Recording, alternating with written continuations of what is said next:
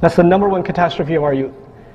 Your child goes to school, let's say they go to public school, that's the majority of Muslims, they put their children in public school because they can't afford Islamic school or whatever reason, right? We don't blame them for it, that's their circumstance. So they put their children in public school. By 5th or 6th grade, your children learn some pretty filthy vocabulary in this country. I don't care what state you're from, right? There's some pretty dirty vocabulary. They learn how to access some pretty disgusting websites. They learn how to download some pretty hideous things on their PSPs and iPod videos or iPod touches or iPhones or whatever. So they're pretty advanced, but at a very early age. Things you would never have learned until you're 25, they know when they're 12. That's the reality. That's what's going on today.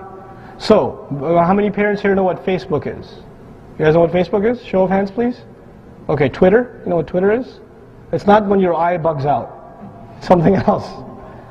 Okay, so your kids are on these social networking sites where where predators, literally predators, have access to talk to your teenage daughter or to your son, and to engage in relationships with them over the internet, and eventually they meet up with them and things happen.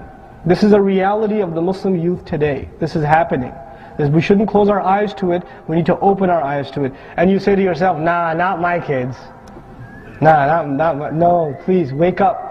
And some basic solutions before we talk about the bigger picture and what we need to do at the masajid, some basic solutions: do not have open access internet at home, especially when you have children under the age of 12. Do not. That is a horrible idea. Do not give your children a laptop. Do not give them a machine, a phone that has anything but phone numbers. No texting. Don't give them text message phones. Don't give them internet access phones. You are asking for trouble. You are asking for trouble. You will regret what you did later on. You think you got them these things because you love them. You are destroying them. You are destroying them. They are not smart enough to figure out, I shouldn't be doing that or I shouldn't be doing this. Don't assume that they will make all the good decisions because you come from a nice family. Please don't fall into that trap. For Allah's sake, take those things away. There are other ways to entertain your children. So this is the first thing. When your children become teenagers, by the way, which happens a lot, right? Our children become teenagers. And as I travel the country, you know what happens with a lot of parents? They come to me and they say, I have a teenage girl. I have a teenage boy. I want you to talk to him. This has happened to me hundreds of times. Literally hundreds of times. And you know why they come to me? And I don't judge anyone. I don't judge anyone. Wallahi, I don't judge anyone. You know why they come?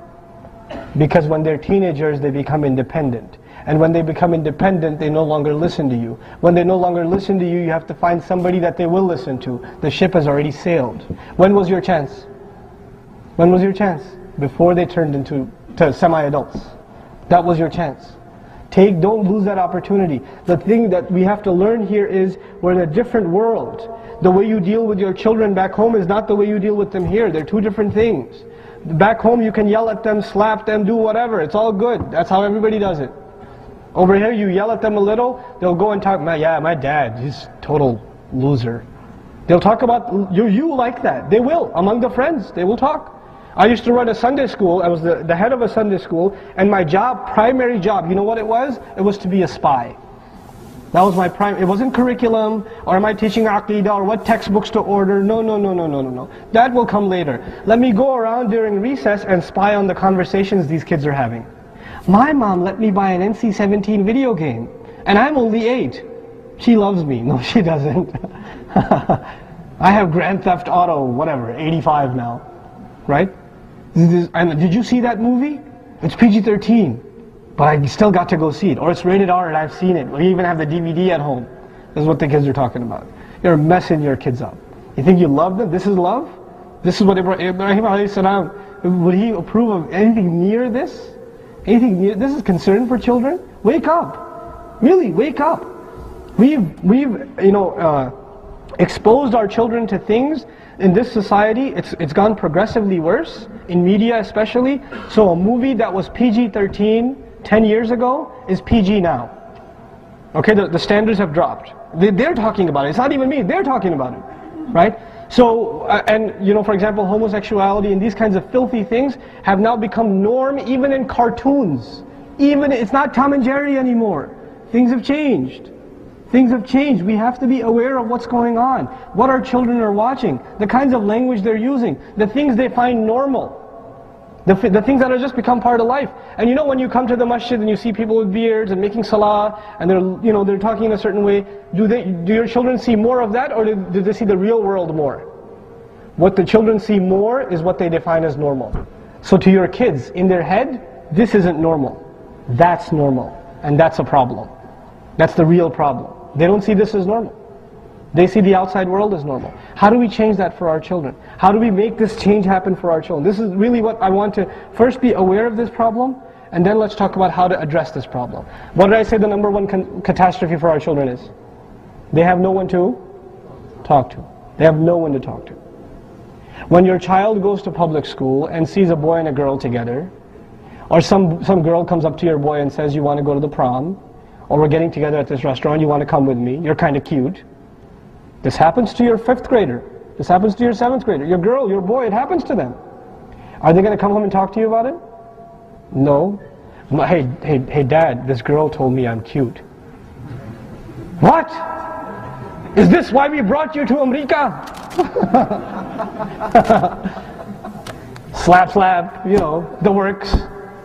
This child knows my parents can't handle that information. So he's got to talk to someone about it. Guess who he's going to talk to? He's going to talk to his friends. And if he's going to public school, are his friends Muslim or non-Muslim? They're non-Muslim, so when he talks to his non-Muslim friends, what kind of advice is he going to get? Muslim advice or non-Muslim advice? Non-Muslim advice. Go for it, man. That's what he's going to get. And now your children are confiding in their friends and not in you because you're too strict. You don't talk to them. You don't open that door for them. Because you're used to having that authority that your father had on you, but that was back home. This is here, man. This is different. It doesn't work like that. We have to befriend our children.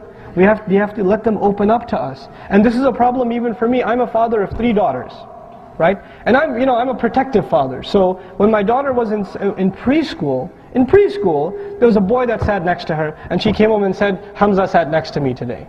And we colored together. And I said, what? And my wife looked at me and said, just leave. I'll talk to her. You leave. Because if I show anger now, then she'll know my dad doesn't like hearing about Hamza. So, next time Hamza does something or says something, is she going to tell me? No. So I've actually chopped off my own foot when I said that.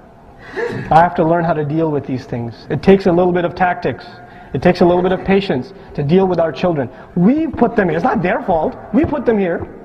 We put them in that school. We put them in that environment. They didn't ask for it. We put them there. So if they're exposed to bad things, whose fault is it? Ours. So we have to take a little bit of responsibility and not just say, oh, how dare you say this, or how dare you learn that word. Well, you put me in that school. You put me in that situation. You let me watch that movie. You didn't ask what friends I have and where they live and who their parents are and what we do when we get together. You didn't ask. That's your problem. So open up the doors of communication for your children. Open up those doors. Open them now before it's too late. Really, open them now before it's too late. Too many of our children have rebelled from their homes. Too many of our daughters have run away with boyfriends. Too many. Too many. And I know it's ugly to hear, but it's our reality. We have to face it. Too many of our sons have illicit relationships. This is a sick reality. We have to deal with this. And we can't just cry about it, we have to deal with it.